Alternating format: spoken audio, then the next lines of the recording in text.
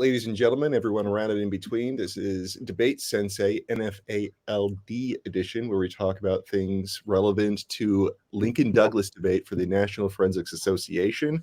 I'm Jared Kubika Miller. I'm a professor of communications, debate coach, and enthusiast. My guests are Chad Meadows, director of debate from Western Kentucky University, and Dr. Justin Kirk, director from the University of Nebraska at Lincoln. Thank you both so much for being here. Thanks much. Thank you. Excellent. So today what we're going to be talking about is cross-examination and prep time. And I'm getting a little bit versed in cross-examination now that I'm coaching more and more IPDA, but still doesn't have a whole lot. But I didn't my background is NPDA, and anyone who knows at the time, it was only points of information, no prep time other than before the round. And so there wasn't a lot of coaching that went on. So everything that I'm learning about cross-examination and prep time is happening after a competition now as a coach. So I'm glad to get a little perspective from people who have a bit more experience than me. First, okay, how important is cross-examination? Do you see rounds really hinge on cross-ex? They can. And I think part of it's debater dependent, part of it's judge dependent. I think in rounds where your judge is much more lay or much more kind of a public kind of facing judge, cross-ex can be much more devastating. Because that's the moment where the judge is going to see the most clash. They don't necessarily flow line by line debate in the same way that a kind of coach would. Right. And so cross-ex are those moments when both debaters are talking that if you have a big moment in cross-ex can really set the tone of the debate. Or you can have really one of those moments that changes the way the debate happens. Having said that, cross-ex, I've voted after cross-ex before, right? Wow. Cross-exes have been so devastating to the affirmative case sometimes as a judge, you're looking at your sheet of paper and saying, well, I vote on presumption now because the AF is gone.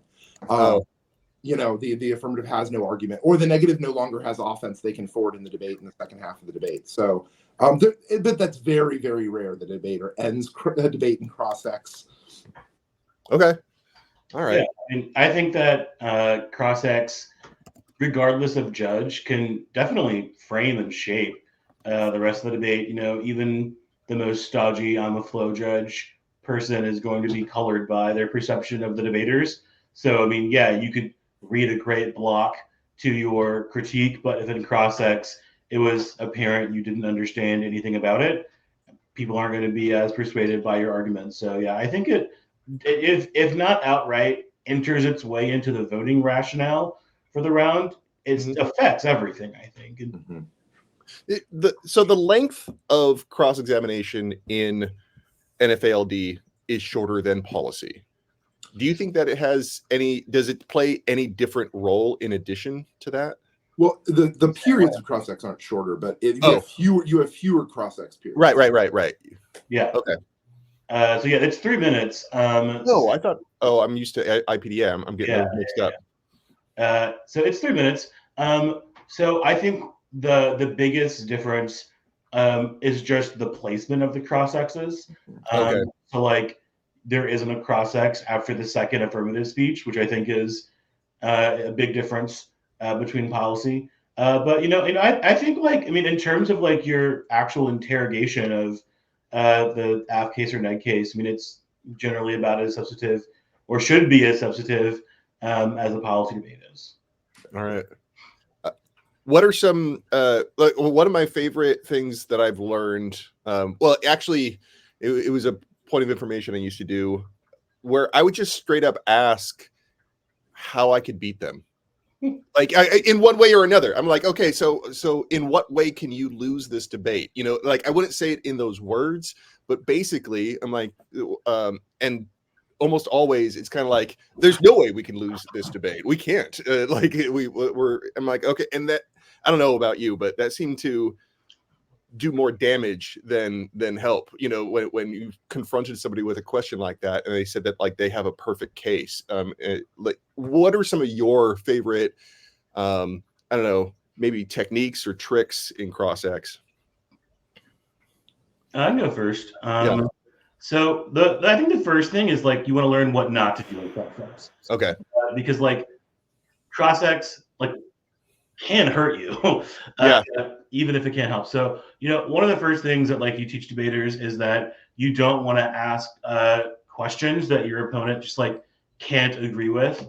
So for instance, like, isn't it true that your case is bad? Or this is a not question, but like, isn't it true that the diss that I'm going to read links and outweighs your case? Like, in so many words, like those questions just sort of like cannot be answered by your opponent in a way that helps you at all. Yeah. I think you don't want to ask a lot of like yes no questions that like are so like simple that like, or just like the answer to it is so simple that you're not really getting anywhere. And one thing that really bothers me is I don't like it when like the cross-ex period is just all conjecture. Okay. So, like, like you've read it in LD, you've read evidence. So you shouldn't be asking, just explain your solvency. Yes. Like, what parts of your AF have justified solvency? Which parts of your cards have justified solvency? So yeah, I'll stop like rambling, but like those are like sort of like three initial things that just kind of like make me upset when I watch cross-ex from a lot of people. It just lets it lets the person answering just like do an expository on, it's like they get extra speaking time in that case, basically. That's kind of my point about it is like, why give the affirmative 3 extra minutes to talk about the affirmative? Like when you ask, like, can you describe the first advantage for me? And I was like, yes, I can. I give you 3 minutes. And I will give you a very good explanation in depth with more cards. I think that going back to what Chad said is like, when you're asking questions in cross-ex, use the evidence that was read as an anchor for your questions. Right. You've read this Tannenwald 2019 piece of evidence. It says X. Yeah. My question about this evidence is Y, Z, and A. Yeah. Right? And if you're anchoring in the evidence, it's really hard for the affirmative or the negative to be like, well, that's not what we said. It's like, no, homie. You read this card in the debate, and now I'm asking you questions. You can't back out of it. Another really effective question is, can you point to a line into the Tannenwald evidence that says what your tagline says, right? That you've tagged this evidence as saying it leads to operational and doctrinal changes. You have not highlighted the part of the card or read the part of the card that says that. That's a damning moment in cross-ex when they haven't read the like warrant for why the argument in the tagline is true. I think that's a really like kind of dangerous cross-ex moment when you realize like you've read a piece of evidence, but like you haven't actually read the part of the evidence that's important to make the argument you need to make. And then almost like inevitably you have to go back and reread some of those things. Another is the second like strategy I would say that kind of plays off of what Chad was doing is a strategy we call the reverse pit of doom. So you can't really get someone to answer like, how does the AF link to my disad? But what you can do is get them to describe the things in the AF that do link to the disad in depth, so that when you get up in the next speech and you're describing those links, it's like, well, they said this in cross-ex. So one way that we think about that is like, okay, so you want to link them to a deterrence disad, right? And the way that you do that is by saying the affirmative collapses deterrence. Maybe ask them some questions about like why the deterrence system is so broken. Maybe they've read some like evidence about deterrence collapsing now, or like we have to abandon it. That kind of guarantees you a link. You may have to wade through some uniqueness questions to get there. But like getting the affirmative to kind of describe a world that's beneficial to the disad is a better way of kind of getting at that. And then the last thing I would say is don't ever ask open-ended questions, right? Things that allow the other debater to just kind of like take a minute or two to describe something. It's your time. It's your cross-ex. Ask as many questions as you possibly can. Yeah, I mean, you were touching upon some of the things about if you want to link to something. That was how I phrase points of information and how I'm teaching students now to phrase their questions in cross-examination, where it's not like, so doesn't this mean that like there's a deterrence disadvantage? It's like, no, you want to get to the disadvantage. It's like, if I prove X, does that mean the deterrence doesn't work? And if they say no, you're basically getting their second line responses in the cross-ex. Like you can actually work them in and get ahead of the debate because you kind of forced them to show their hand about what their responses was going to be in the rebuttal. Now, I don't know. Well, and this will come up during our prep time discussion, but a lot of times that'll inform which links you choose during prep time based on their responses of like, oh, I know what their NR is going to look like on this debate, or their 1AR is going to look like in response to the deterrence they had. So I'm going to pick this link instead of this link that has better responses to what I know is coming in the next speech. Another thing you pointed out was about anchoring it to the evidence. And I thought that was interesting because I've been trying a way to teach how to do follow-up questions, like how to train somebody to do, like I tell them, it's like, you should do follow-up questions, but that usually like falls really flat. They're like, I know what that is. I just don't know how to do it. What's the first question do I ask in order to initiate a follow-up question? Do y'all have any good sort of advice on the follow-up question? Because those tend to be even better than the initial questions, in my opinion. Yeah. So anchoring in the evidence, like very basic way to set up like cross-X question is you have tagged X card as Y. Which line do you think substantiates that? Okay. So then as they are pointing to lines, I think follow-up questions can deal with how robust is the highlighting's substantiation of the line. So if they're like, it's this line and it's like a sentence long, I think you can be like, okay, that is one sentence. Like, how did the author come to that conclusion?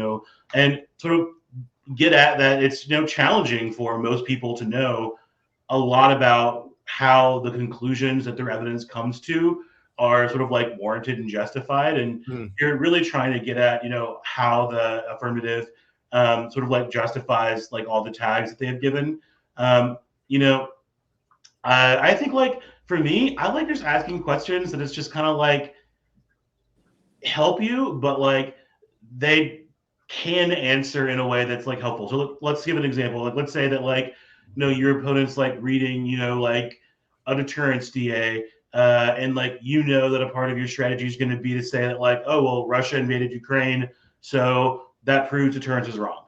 Like a pretty common, just sort of like 2AC deterrence fails. Right. You could be like, your link evidence is, our unique evidence is from this date. Would you concede that that is before the Ukraine invasion? Okay. Yes, right. And then it's just like, it just like sets up your argument where it's just like 2AC, the Ukraine proves deterrence failure card, that was cross-X. Yeah. And then like you've sort of like incorporated cross-X a little bit into, your speech. And I think it also can depend on what level we're at. You know what I mean? Like if you're talking like a novice debate, cross-X can be devastating. Like, novice debates can end in cross-X, as J. Kirk pointed out. I think in open debates and virtual debates at the higher levels, you're really just kind of looking to sort of like solidify the positioning that you're like, are you going to get? And one thing we haven't talked about is answering questions. Yes. And my biggest pet peeve about answering questions are people who will just pontificate on nonsense that they never talked about in their speech. It makes me so mad when our debaters do it in practice. Like, I'll stop the round and I'm just like, the line is, we did not make any arguments about X. And you see it in critique debates so much. Like, the opinion will be like, what do you think like blackness is? And then people are just like, and get this like just ham-fisted horrible. Because it's like, who knows at the top of their head, like how every theoretical and cultural concept should really sound for the debate. It's just like, we didn't say anything about that, so we're not going to answer that question. Yep. Okay.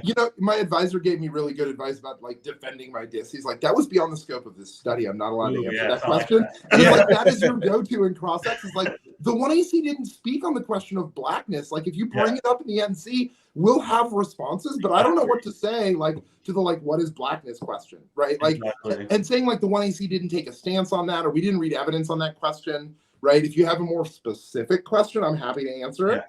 I think the other thing too is like, know your evidence, right? Like, part of answering cross-X questions is like, if you read a bunch of cards, you have no idea what's in them, or if your coach hands you a critique you've never read before, and the other debater's like, I know Lacan better than you, it's going to be really tough for that negative to ever win that debate, where they are just like reading a psychoanalysis critique. They don't know what's in the lip, right?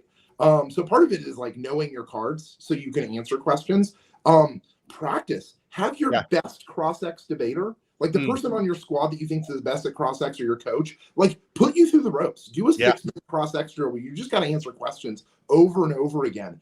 Chad's former debater, Andre, who's working for me now, I saw him practice cross-ex against one of our debaters. Savage, just absolute. Wouldn't let our debater up off the mat to save his life, right? But asked all the questions that needed to be asked. And when we got into actual rounds at the Gorlock, we had answers to everything we knew people were going to ask, right? Because you spend 6 to 8 minutes just really digging into some of the core questions of the AF, and forcing your debaters to like respond or think about like, where is this evidence that I'm making these arguments from?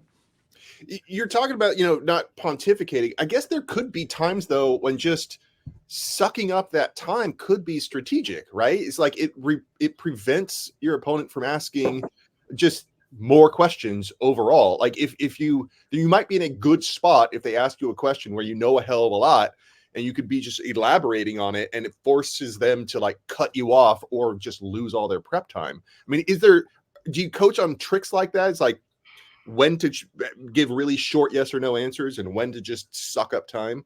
I think it depends on the level. So at a lower level, yeah, I mean, I think like if they're just kind of like asking you to like pontificate on like your case or whatever, yeah, then like, I guess filibuster for as long as you can.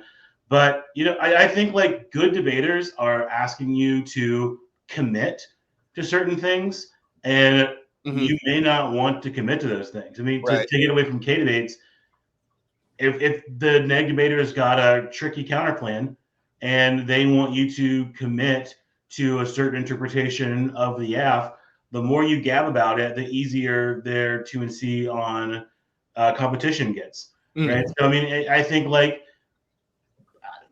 I'm not going to coach anyone to like talk about things that are not in the AF.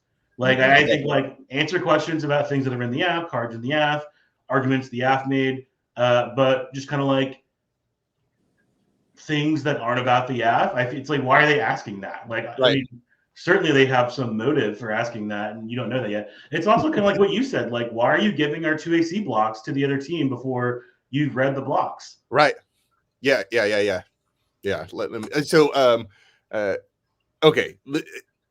Are there any just tricky things, even, I don't know, maybe even some underhanded things to look out for?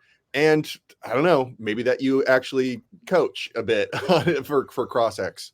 Well, I mean, I think that like part of it is the better you are, like, I guess as the more you move up into the varsity levels, you kind of figure those things out a little bit, right? Like how to answer a question where you're not like kind of really stuck with the answer, or like, the AF takes a position on this, but like we're willing to like change our response. I think one of the like biggest things to kind of watch out for is people who are hyper aggressive in cross-ex. I think it can be really triggering or really difficult for new debaters or younger debaters to be like, this person just seems to be screaming at me or won't let me get a word in edgewise. And like, you have to realize as a younger debater or as somebody who's like maybe not super comfortable in the cross-ex kind of space to just like play judo in that moment. Use their momentum against them. Like, grab them, let them run by you, throw them just like an offensive line would throw somebody on like a half screen or somebody, and let them run past you, because it's going to look terrible to a judge when somebody's just like red-faced and like, why won't you answer my question? This is ridiculous. It's my cross-ex. Like, that looks terrible, like ethos-wise, credibility-wise. So I think one of the biggest things to watch out for, especially when you're new to cross-ex formats of debate, is like, if somebody's being hyper-aggressive, like, point out that they're being hyper aggressive, kind of throw your hands up and be like, I don't know what to do in this moment, and kind of just let it run out, right? Like, just kind of remove yourself from the situation.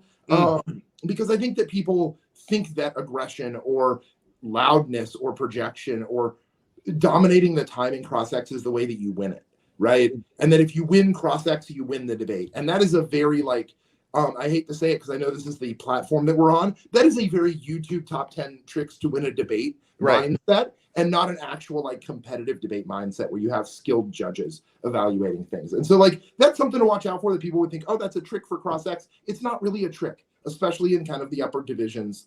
Debaters are really smart and can get past those things. Yeah. Beginning debaters tend to have a hesitancy to actually kind of get in there and cut people off sometimes, especially if you're the one who's asking the questions. It's kind of your time.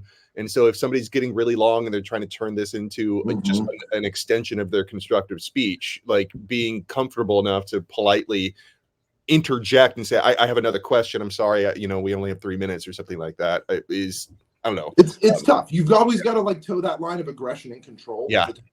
And some debaters kind of tip over into the aggression end, and you just kind of like, one of the things is they think it's a trick, but really it's just uncomfortable for everybody in the room. Yeah. Let's talk a little bit about prep time. So with prep time, this is like really new to me. For me, it's just like you get up and you debate, and you keep on debating until it's over. Everyone's talking, somebody's talking until the end. Are there any? So starting kind of like with the same pattern about things to avoid on prep time. Are there things to avoid, like when you use it? Does it look like you're behind if you start using prep time too early, or I don't know? I mean, I think so I would say standard, like don't take prep time before your AF, obviously. Oh yeah. Most People do that? Does that happen? No, it doesn't happen. But I sometimes want to point that out just to make sure people don't do that. Right. Cover bases. Most people, I'd say, are probably not taking a lot of prep time before their 1NC, unless it's a new AF, which does happen. Then basically it's on the affirmative. You basically just kind of got one decision. It's how much prep time do you want to take before the 1AR, and you want to save some for the 2AR, but. The thing, especially if it's a challenging 1NC, there's a good diversity of arguments. The negative is prepared for that debate. There's some, they've pressed you in some ways that maybe you haven't thought about before.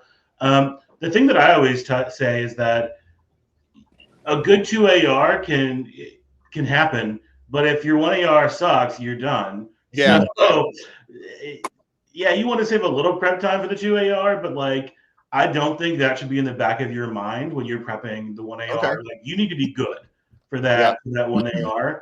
And if it takes a little bit longer and you maybe only have 30 seconds for the 2AR, we'll work on that, but that's fine. You can still give a good 2AR. Right. 1AR is done, you're done. So prep time is usually before and after the 1AR. Yeah, so as the AF, you'll take it before the 1AR usually, and then before the 2AR. Yeah. And it's really just how much you're going to save. Mm-hmm. Yeah, and the neg usually saves most, if not all, their prep for the NR. Yeah. Like Chad said, if you're taking prep for the NC, it's either because you didn't have time to prep before the debate and you're still prepping, which that happens. There are certain tournament schedules that give you 5 minutes once pairings come out to get to that room and have a debate, and you just don't have time to get things out. And sometimes that you'll start using prep time then. But I definitely think it's right. If you're saving a minute of prep for the 2AR, when you could be getting another set of arguments for the 1AR, spend that time in the 1AR, right? Losing the debate in the 1AR means that the debate's over. Right. Okay. The other thing I would say is you've only got 4 minutes of prep. Think about how long it takes you to look through your virtual tub for a file, and then look through a file for a card, and then apply that card to a file. We have kind of given up as a squad on spending a bunch of time looking for stuff during prep. If you're looking for evidence during prep, you are wasting your time. Okay. If you don't already have the file open, or if you don't already know the card that you're reading in response to something, you should be writing your 3 best responses on a sheet of paper down, either on your flow or on a blank sheet of paper. Because honestly, in 30 seconds, your brain can generate 3 good arguments. And in 30 seconds, you can barely get a Word document open. Right? And that's just the fundamental physics of you only have 4 minutes. Where's your time best invested? Right. Write good arguments down, because a good argument can win a debate. A card you didn't find in 3 minutes isn't ever going to win you a debate. And a lot of debaters these days, especially on squads with a lot of research, you're going to have cards to find, and you need to have those up before the debate starts. That's pre-round prep, not in-round prep. So it's interesting. You bring up almost like an unofficial prep time, and that happens as soon as you know who your opponent is, right?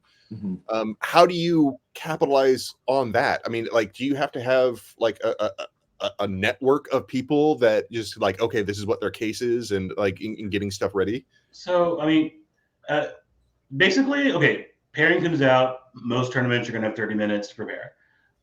You should probably just go to that room. Maybe talk to your coach, who is this judge? Who is this person? Right. Okay. You might have some things for you to just talk about, but you should just kind of go to the room.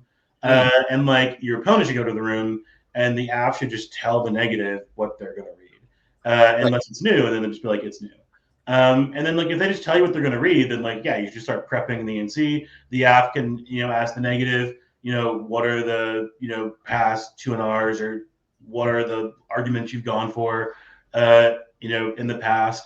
And I think both sides just kind of like use the information in that exchange, and then like on the wiki, the open case list wiki, to kind of prepare for the debate.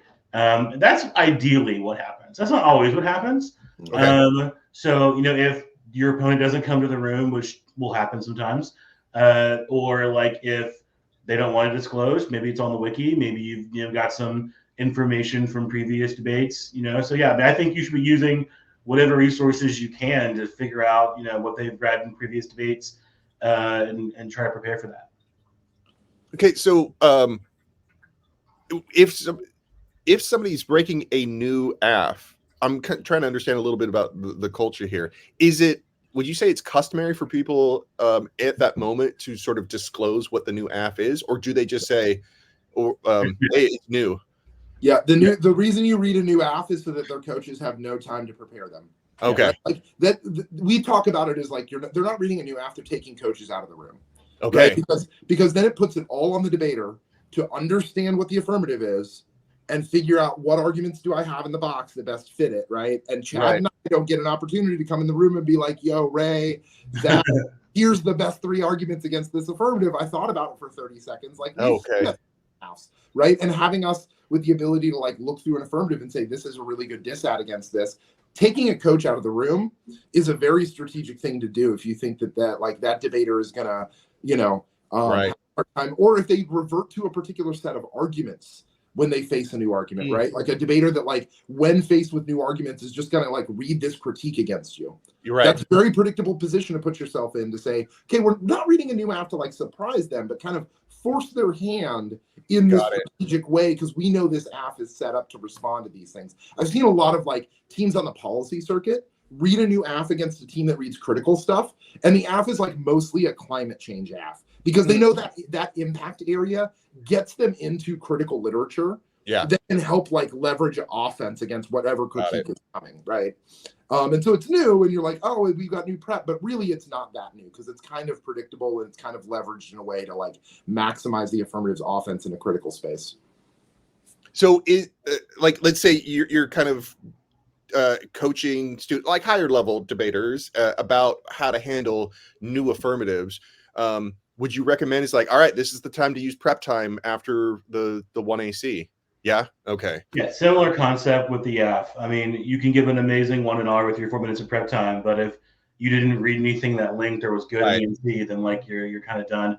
I think that's like, so I'll give 2 pieces of advice, and they are relevant to cross-ex and to prep if you're hitting a new AF. One is, if a lot of times, especially like better debaters, are kind of like half cross-exing, half prepping during the cross-ex period. If it's a new AF, don't do that.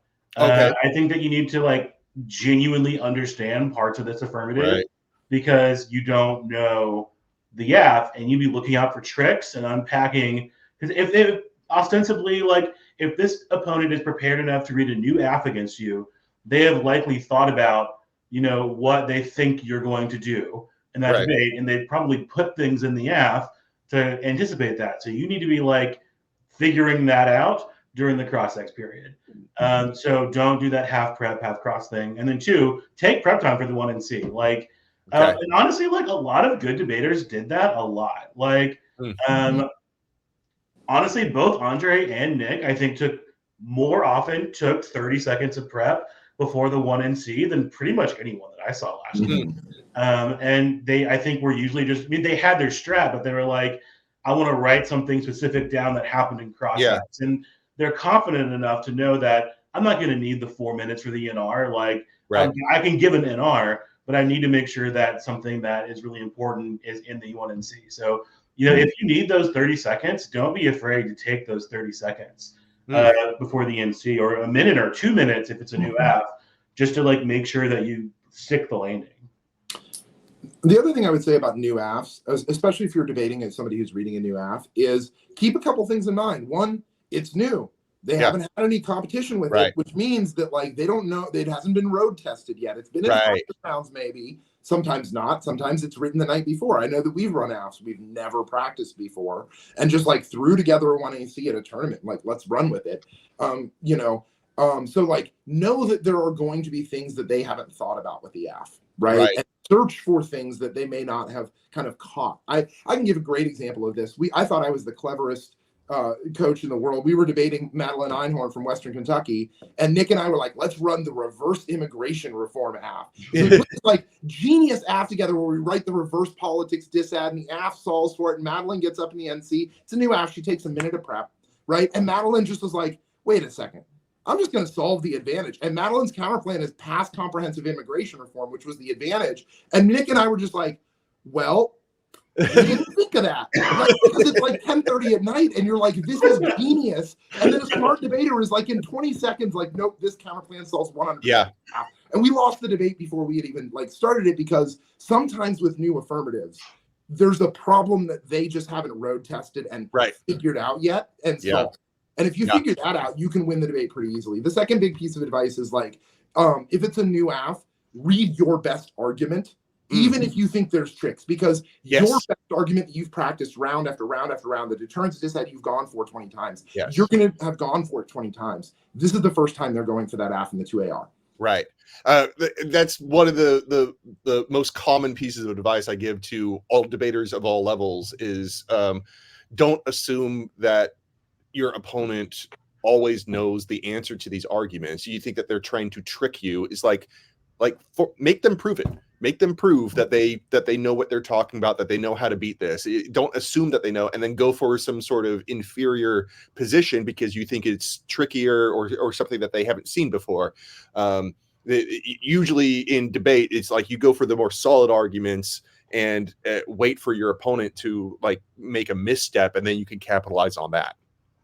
Anyways, this was a really good discussion, actually. I think that for all levels of debate, for beginner, but all the way up through advanced, I really want to thank you for your perspective on this, everybody. All right. So, Chad, Justin, thanks. See you again in the future. Okay. See ya. Have a good one. Thanks a lot. All right.